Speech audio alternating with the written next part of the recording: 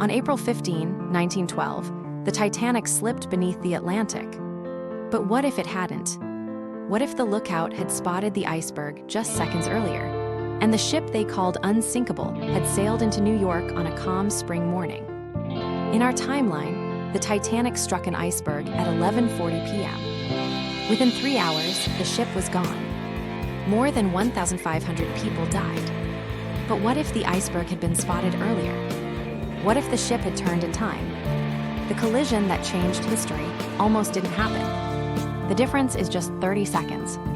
Lookout Frederick Fleet sees the iceberg sooner. The helm turns harder. The massive hull scrapes past the ice with a terrible grinding sound, but it does not open. Passengers wake, frightened, then relieved. The ship continues on. On April 17, 1912, the Titanic arrives in New York Harbor. Newspapers celebrate the triumph of engineering. White Star Line claims victory over nature. The world's richest man, John Jacob Astor, steps onto American soil. His survival will reshape politics, business, and society for decades. Many who died on the Titanic were people who would have changed the world. Millionaire businessman Isidor Straus. Railroad heir Harry Elkins Widener. Countless immigrants with children who never grew up.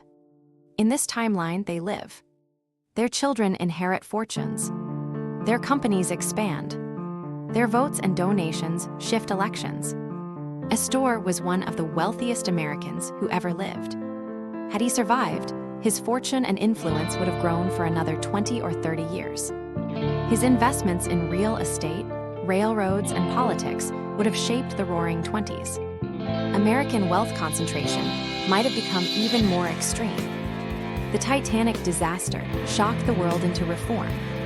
Lifeboats became mandatory. Shipping lanes were monitored, and the International Ice Patrol was created. Without the sinking, these reforms are delayed. Ocean liners keep racing across the Atlantic, overloaded and underprotected, until an even worse disaster forces change. Without the shadow of disaster, luxury ocean liners dominate travel even longer.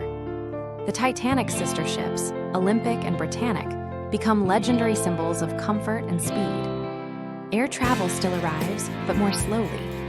The great liners rule the Atlantic until at least the 1950s. When World War I begins, the Titanic and other liners are converted to troop ships or hospital ships. The Britannic, in our timeline, sank after hitting a mine. Without the Titanic disaster raising safety awareness, wartime shipping losses may be even higher. Thousands more sailors and soldiers never come home. The Titanic sinking became one of the most powerful myths of the modern age. Books, films, and songs turned it into a symbol of hubris and class division. Without the tragedy, that mythology never exists. A different disaster, perhaps a wartime sinking, takes its place in the public imagination. The disaster redistributed enormous wealth through insurance payouts, inheritances, and bankruptcies.